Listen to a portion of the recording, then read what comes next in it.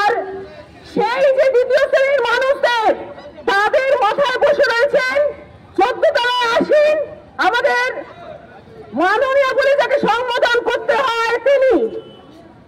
আজকে সময় এসেছে আপনারা বুঝে নিন, নিজেদের যারা শত্রু তাদেরকে চিনে নিন।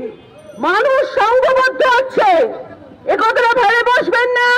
আজকে এই যে সমাবেশ, এখানে কম মানুষ আছে দেখে এটা ভেবে নেবেন না প্রশাসন যে আমরা এই কজন মানুষ জট বাঁধছে।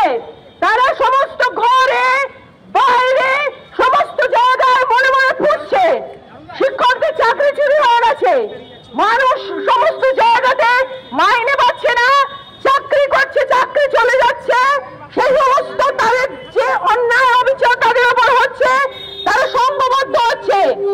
এবং এই কথাটা মনে রাখবেন, ইতিহাস কিন্তু বারবার নিজেকে একইভাবে রিপিট করে। আপনি আজকে অত্যাচার করে ভাববেন যে আপনি পার পেয়ে যাবেন, হাজার হাজার বছর রাজত্ব করবেন, তা কিন্তু হবে না। মানুষ টেনে নামাবে আপনাকে সমস্ত গদি থেকে। হিটলার, মুসলিনি তাদের শেষ অবস্থার কথা মনে করে রাখুন মাননীয়া, তাদের থেকেও বাজেভাবে আপনার পতন ঘটবেই। আমরা